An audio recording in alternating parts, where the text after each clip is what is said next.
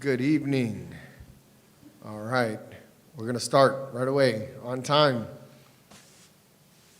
Good evening. I am Brooklyn Borough President Antonio Reynoso. Thank you so much for being here today. This Uniform Land Use Review Procedure, ULURP public hearing, is being conducted from the Brooklyn Borough Hall courtroom for the first time in my administration, so I'm happy to be here. On the agenda is one application currently under review by this office. Please note that this hearing is being recorded to comply with the Open Meetings Law. The video will be posted on the Brooklyn Borough Presidents YouTube channel. Following the applicant's presentation and the question and answer session, members of the public who are in attendance tonight will have the opportunity to testify on the application. All comments are limited to 2 minutes. Members of the public may also submit comments to Ask Reynoso at brooklynbp.nyc.gov. That's Ask Reynoso at brooklynbp.nyc.gov for my consideration until Monday, November 28th. I will be having Ina Guzenfeld that is going to be running and chairing the meeting after this testimony. But again, just very happy to see you all in person. Hopefully, we'll have a very quick and concise and efficient meeting so we could move on. But thank you so much for being here. And unfortunately, I have to head out to the next event, but I want to give you a couple of seconds because this is the first time you're speaking in public. Thank you. Here, for me, I'm going to give you like 5 minutes to hang out. Let's go. Okay. All right. Calendar item 1, 1880-1888 Coney Island Avenue rezoning, 210090ZMK, 210091ZRK. This is an application by Plaza Realty LLC pursuant to sections 197C and 201 of the New York City Charter, affecting all or part of 15 tax lots on the west side of Coney Island Avenue between Avenues O and P within the Special Ocean Parkway District. The applicant seeks a zoning map amendment to change the project area from C8-2 OP to C4-5A OP, and a zoning text amendment to establish a coterminous mandatory inclusionary housing area. These actions would enable a development of 2 attached 8-story buildings with 231 rental units, 36,456 square feet of ground floor commercial space, and 245 parking spaces in the cellar and subcellar. Approximately 60 units would be affordable pursuant to MIH Option 1. Community Board 12 voted to disapprove this application without conditions on October 25th. Would the applicant's representative please state your name and present this application? Thank you. Good afternoon or good evening. My name is Eric Palatnik, and I'm proud to be here tonight representing Plaza Realty, which is the corporation for Plaza Auto Mall, which is the owner of the property, a very well-known Brooklyn-based auto dealer. Thank you to everybody who came. I see some people from the community that are here that I've met before. You should know, Mr. Borough President, and thank you for hosting this in person, that this application for a rezoning was unanimously denied at Community Board 12. And I'd like to explain to you the rezoning process. I don't necessarily agree with the decision of the Community Board, but I will let people speak to that. The application that's in front of you right now is in what's called a C82 zoning district. And I'll go through it in a second, but I'll give you some of the salient information while I'm doing this. You can see right here the site. It's located on Coney Island Avenue. It's between Avenues O and P. You could see at the bottom of the screen is the site itself. It's a very, very large site. The site itself contains approximately 51,000 square feet. It's irregularly shaped into the rear. You could see that at the back, the notch out. We're proposing to include a pocket park there. The site is the home of a famous wig maker named Estes, which is now closed, and a Staples site. The Staples is on a month-to-month lease. The site is in a C8, which allows us to build a 24-story as-of-right community facility building. 24 stories, you heard correct, 240 feet tall, as of right. You could see the as-of-right scenario that's allowed by the building on the far right of that picture, labeled 95 feet, 7 stories. That rests within the same C8 district. I call this to your attention because a lot of people who have opposed this building on the height. So what I'm demonstrating to you, Mr. Borough President, is that the existing height of the CA2 lets you build what's there. Also across the street, Mr. Borough President, is an R7A zoning district, which lets the exact building and development that we are requesting here be built as of right. That, you can see, is exemplified by the building in the right on the top of the page that shows 95 feet, 7 stories.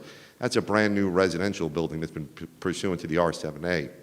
Our site, we are proposing to build that building. That building is entirely analogous with the 2 buildings I just showed you, both with respect to height and floor area. In fact, the only difference between this building and everything else I just showed you is this is the only one that will include any affordable housing whatsoever. This building will include, if approved, up to 60 units at option level 1 or up to 70 units at option level 2. I dare say the highest number of affordable units that has ever been proposed on this portion of Coney Island Avenue. And that is the basis of the request. We think it makes spaces good, sound land use. These are some pictures I'll show you of the site. I know I only have about 3 minutes left. I'm trying to talk quick. You can see here, I just showed you everything a minute ago. This is the site again, shown from a different perspective. I'll keep clicking through. You've seen this picture already. This is a very telling map. The left side shows you the existing zoning. The site is outlined in green dots. The right side shows you the proposed rezoning. As you can see in both scenarios, both maps, R7A lines the street across the street. We are zone CA2. It allows for strip clubs and auto body shops. We're asking to build housing. That's the request. Consistent with the R7A across the street, it just allows us a little bit of diversity in the uses that fill up the building. This here shows you what we're proposing. The left side is the CA2. Again, CA2 allows for strip shops, strip clubs, and auto body shops. I call that out because if this is not approved, this site is owned by an auto dealer who bought the site to build an auto dealership. That was 15, 20 years ago. They never recognized that Coney Island was going to be what it is today, Coney Island Avenue, with an opportunity for housing, and that's why we are here now. If I continue onward, I can show you the development itself is 9 stories tall. It would contain about 216,000 square feet of floor area on the upper floors. The ground floor would have retail of about 36,000 square feet. We are well overparked. We'd be happy to reduce it. We have 2 floors of parking. We're proposing about 250 spaces. We only need 90. We'd be happy to lower that number. We'd also be happy to play with the fenestration of the building to create more of a diversified street wall experience. This is how the building lays out. There's not much to it. You can see the bottom is 2 levels of parking, ground floor commercial. We have spoken to the council member, Councilman Yeager, about maybe pulling that first floor commercial back a little bit so that it's not right up on the property line. And I'll show you the pocket park we're proposing there. And you can see it sets back further and rises up to the 8 floors. This is giving you some of the affordability. This is just the numbers for it. I'm not going to spend the time doing it, but it's option level 1 we've laid out, which again produces 60 affordable apartments at option level 1, entirely on the backs of the developer with no city, state, federal money whatsoever. Option 2, again, no city, state, or federal money, creating 70 units of affordable. That's up to the councilman, of course. The pocket park in the rear is shown here. The portions in yellow are the homes behind us. That's probably some of the people that are here tonight to speak, and I see in the audience. The green is the area that's owned by the applicant that juts out into the rear. If the application is proposed, that juts out about 50 feet and extends about 80 feet in length. We're proposing to design a pocket park that would not be accessible to our residents at all. It would just be an open space, and the community can decide what they would like to do with it, whether keep it barren, meaning no human beings in it, or activate it. That would be their decision, but we'd be happy to use that as a buffer. I know there's a lot of talk usually about solar measures, but I'll move on here just to get more to the substance of things. This, you can see the building itself. I think what's very telling for you, Mr. Borough President, is I know that you're a keen fan of zoning. This is the as-of-right development scenario. CA2 is one of the most intense commercial districts in New York City. It was put in place in the 60s by Robert Moses when he thought that everybody was going to buy their cars, service them, and get them repaired on Coney Island Avenue. I think we could do better as a city. It's a boulevard. It's one of the widest boulevards in the city, and this is what can be constructed as of right with no special permission. 24 stories tall, 240 feet. I dare say way more impactful on the residents behind us than you're seeing in the 8-story scenario that we are proposing right now. And this is as of right. I continue on. This shows you the site. And I'm almost done with my proposal here. The parking we spoke about. You can see the map. And then I'll just show you the plans really quick, and then I'll move on. These are the plans for the development. There's 2 buildings. They're sister buildings. That's why it looks so long. It is not one building. They will be built in pieces. You can see Building A and Building B. That's what the two elevator cores are all about there. That's one of the buildings you can see there, and that's the second building you can see there. And plans are really, right here is a good thing to show you. I'll go back. In the back, you're seeing the pocket park laid out. Again, that's the portion I showed you in the rear. That's up against the residential neighbors. And the rest of the building lays out just as you would imagine it lays out. That is our presentation in a nutshell. I know that you are pressed for time, and there are people here to speak. I'd be happy to come back into any questions you may have. Yeah. Just want a quick question. Is it a transit zone? Is this considered a transit zone? No, I don't believe we're in a transit zone. We're 6 blocks away from the subway. The nearest subway is on Kings Highway.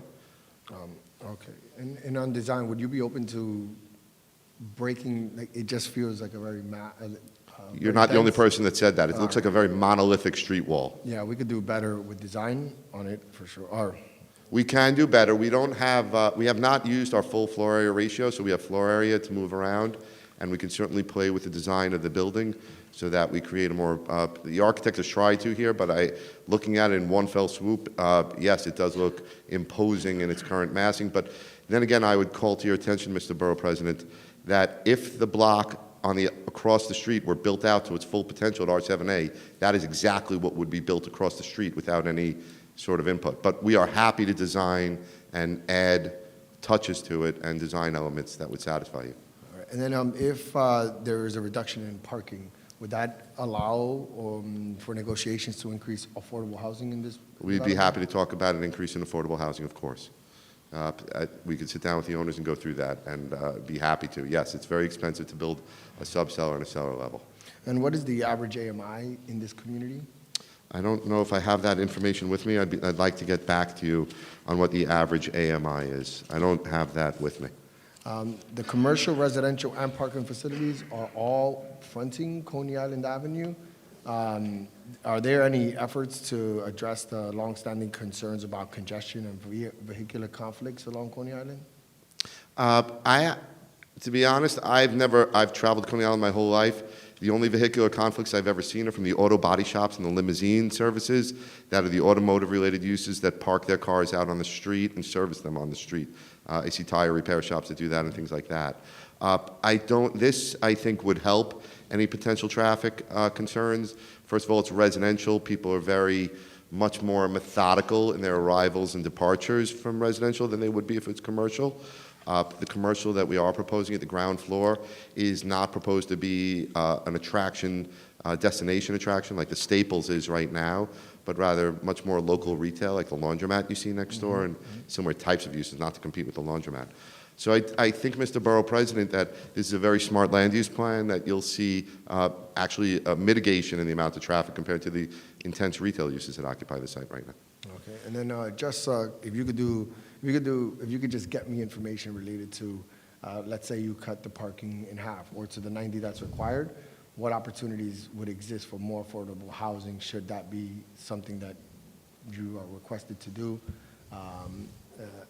90 is the minimum, right? Minimum required? Yes, the minimum required is 92, actually.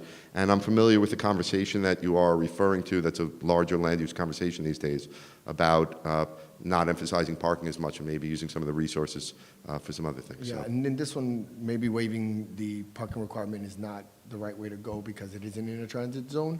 So there's value in the parking, I guess, in and around this area. But if we're talking about parking versus housing, it would be good just to have the layout and understand how it would work. 200 parking spaces gets us this much more affordable housing, 150, 150, just so we can understand the value of these parking spaces when it comes to housing in our borough. I understand. I don't have any further questions, so Ms. Gazinfield is going to take on the role now. Thank you so much. Thank you, Mr. Borough President. Good luck at your meeting, your next meeting. All right, so we do have kind of a few more questions related to the development. So to kind of close out the issue of parking, the C45A district that's being requested does not have a parking requirement for general retail. So can you Correct. talk about what commercial or community facility uses are being contemplated for the development, and how many parking spaces, if any, would be reserved for those uses? That's changing now because of the conversation we just had with the borough president. Some of the spaces for the extra 150 spaces we were providing were going to be allocated towards some of the local retail that might come in. But the conversation we just had, obviously, it's not required under zoning, so we probably would cut down the parking to the required for the residential, which would mean there would be no parking for the allocated for the commercial. And that's a conversation we can continue on with the borough president. I personally feel that the retail that we will be attracting there will be broken up into a series of 5 or 6, 4,000 or 5,000 square foot, 7,000 square foot spaces, things like restaurants, local retail, card shops, hair salons, things like that. Of course, people will be driving, but I don't think that there'll be the same amount of vehicular traffic as we just called out. SDs that occupied the site for many years, an iconic shop. I'm sure a lot of people traveled there from far away. It provided a unique service, and the Staples, too. It was a large Staples site. I'm sure people traveled from far away. There aren't too many Staples around, you know.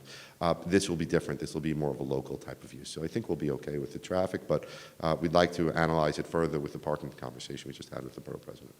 Okay, great. And I'd like to remind you there's a tremendous unmet need for childcare services in this area. Understood. Could you summarize the racial equity report findings related to income by race? And in your opinion, based on this information, would these affordable units serve all of CD12?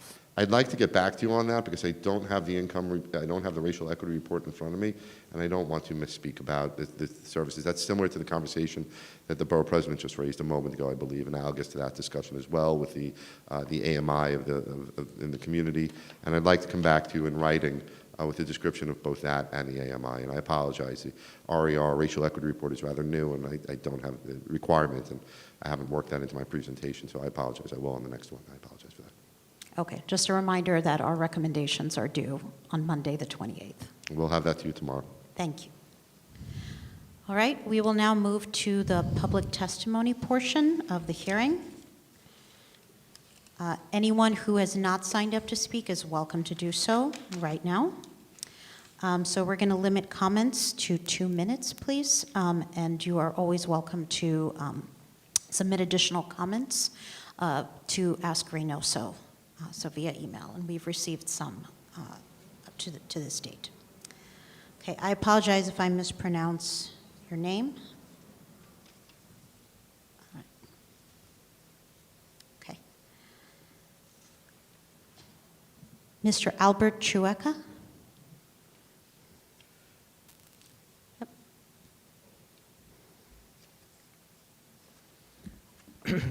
Okay, thank you for having us. So I'll just speak very briefly. I submitted comments in the email as well for the borough president. So first of all, I just want to mention a couple of things that we just heard. First of all, this building takes up a majority portion of a block. The other buildings that were mentioned do not. They're corner buildings. This is totally different. Plus, this building would probably grow in size should it be approved, because all the stores that are next to them would have a massive increase in the value of their property, and basically this would probably end up taking up even more space. Additionally, if this were to be approved, then what's to stop us from approving this on every single block, which would totally change the landscape of the area against all the residents' wishes. So a couple other points. Housing units, I think, should be tailored when they're built to a community. They should be tailored to fit the needs of that community. In our community, doesn't matter who or which block it's on, most of the people are families, large families, that require 3, 4, 5 bedroom homes or apartments, not 1 and 2 tiny, small bedroom apartments. So this should not be construed as something that's going to be helpful to the community. And the only reason a developer would want a zoning change is because obviously it's going to bring in more income. Just because it's allowed on a different street doesn't mean it should be allowed over here. Just because it's allowed across the street doesn't mean that the area residents will want it, and that's not a good enough reason to approve a change. Also, it's quite silly to suggest that a massive apartment building such as this would actually bring less traffic to the area. Anybody who lives in the area would know that. And then I'd just like to use the last 20, 30 seconds I have here. So first of all, I don't know if it's possible, but I would love it if the borough president would come down. It'd be my pleasure to have him there, along with anyone else who wants to join, to actually see what traffic is like on the streets. I have video and pictures, which I could speak to you about after. I could submit for the Borough President. Just to let you know, this morning, I was walking down Avenue P, and from, may I continue for a few seconds? Oh, just a few seconds, yes. Okay, thank you. I was walking down Avenue P from, I don't know if you're familiar with the area or not, but okay, so from from past Ocean Park, from about East 5th, all the way till Coney Island Avenue on P was gridlock. Avenue O, when I turned from East 3rd to go towards Coney Island Avenue, was gridlock from East 3rd all the way down to Coney Island Avenue. So anyone who's in the area knows this, and I just believe that before a zoning change like this would be considered to be approved, that someone should spend time on the ground with the area residents so they could actually see what would be beneficial and what's really going on the ground, not just whatever a study or a piece of paper says. Thank you. Thank you.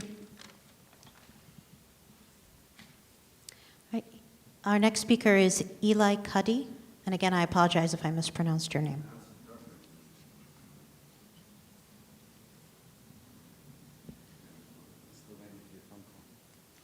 Good evening. Thank you very much for your time. My name is Eli Caddy. I live on the block for over 20-some years. I don't think Mr. Palatnik drove by in a long time on Coney Island. It is a street that in 2014, this corridor was considered one of the most dangerous corners in Brooklyn, New York, because it comes from a two-way street to a one-way street. I walk every single day in the morning and the afternoon a block to my office. It is scary and frightening to cross the street as an adult. As a child, I feel bad for them. There are many schools next to, within 3 blocks of this proposed development. There's a PS, I don't remember the PS, there's kindergartens, there's St. Brendan's, there's Yeshiva Sha'arei Torah, there's Me'orot, there's a bunch of schools with hundreds of children walking. The city had to put bells over there in order to make it less dangerous. Estes was a high-line store. They only sold to 1 or 2 customers. They did not close down. They moved further down on Kings Highway. I was back in the parking lot, was only used by 1 or 2 customers.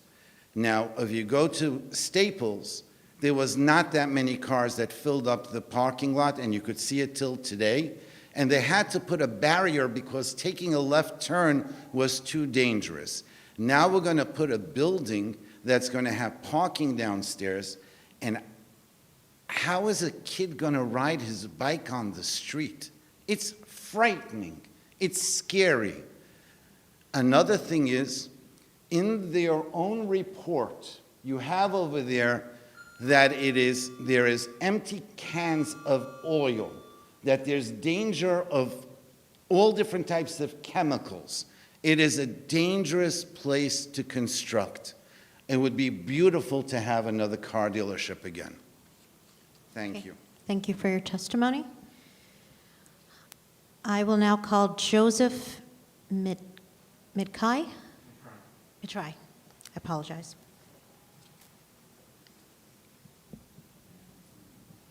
Thank you, Mr. President. Mr. Borough President, I'm really concerned about the zoning being considered for a change in 1888 Coney Island. I live right behind Staples parking lot and I have lived there since 2004, but I have lived there in the area most of my life. I am strongly opposed to this project being considered due to various reasons. I have seen firsthand at what kind of neighbor the property owner has been throughout the years, and it is not good. In the parking lot in Staples, there is constant drug use and drug dealings, loud music at all times of the night. Cars just hang out there, and nothing has been done throughout the years despite many complaints. I also want to say that I have a special needs daughter that is in a wheelchair. We recently built her a bedroom on the first floor and spent hundreds of thousands of dollars. The room is facing the back of the house to where the project is being considered. She will lose complete sunlight into her room and affect her ability to use the backyard, which helps her get fresh air and sunlight. Another thing that I'm really worried about is what the construction of the parking would do to all the properties, to my property and all my neighbors' properties. And what it would do to all my neighbors' properties on the block. Our quality of life, parking, traffic, garbage concerns, and our safety will be in jeopardy. As it is, the area has no parking, and between the traffic and the cars that are double parked right now, things are impossible. And to put a building of that magnitude would be too much to bear. I also feel that there is a reason that it is zoned the way it is along Coney Island, commercial and retail, and it is not intended for residential buildings of that size. Who is to say that every property owner on Coney Island Avenue would want to do the same thing, and this would not be a good thing? Lastly, I want to say that the stress and upheaval of a project like this would force me and my family to move out of the area and find a house that is equipped with a first-floor bedroom for my daughter in a wheelchair, as will be a very difficult task and not something that I'm looking forward to. We hope that our voices are heard from the people that live in the area and the community, because there is no one that wants this project besides the developer. Thank you. Thank you for your testimony. I will now call Rafael Dayon. Okay. I will now call Batya Antebi.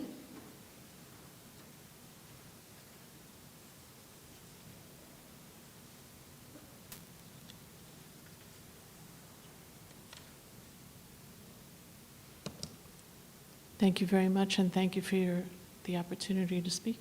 I really appreciate it.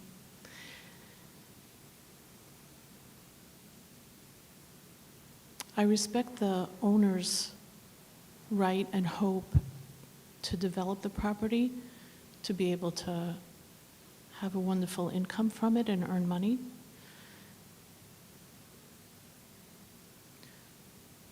But I don't think that that's acceptable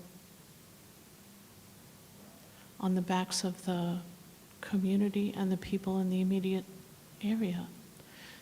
Our neighborhood is extremely congested in terms of parking and traffic. People have already mentioned the danger exactly on the corner of Coney Island Avenue and Avenue O, where a two-lane street in this direction meets a one-way direction, and it's an extremely weird and complicated corner, very prone to accidents of cars and pedestrians. And to add a huge building with 200-odd apartments, meaning 200 families right there, is truly mind-boggling. What might look acceptable on paper and on plans, in person is absolutely inconceivable to the people who live right there and have to cope with the various micro details of right where we live. Additionally, I'd like to point out that the bus that runs along Coney Island Avenue is famous for being erratic and slow. You can walk, it's known in our neighborhood that you can walk faster from J to P along Coney, and no bus will pass you. So to expect 200 new families to move in and be able to cope with, as proposed, less parking spaces, the bus that runs on Coney, it just is inconceivable to a person who actually lives there and knows those details. Thank you again, really. Thank you for your testimony. Is there anyone else present who wishes to testify on this application? Okay, hearing none, I will now move to close the hearing. So this hearing is now closed. The Borough President will review the application and submit his recommendations to the City Planning Commission, which will hold its hearing at a later date.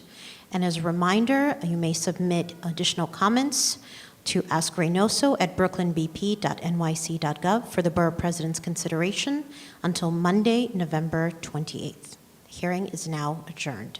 Thank you.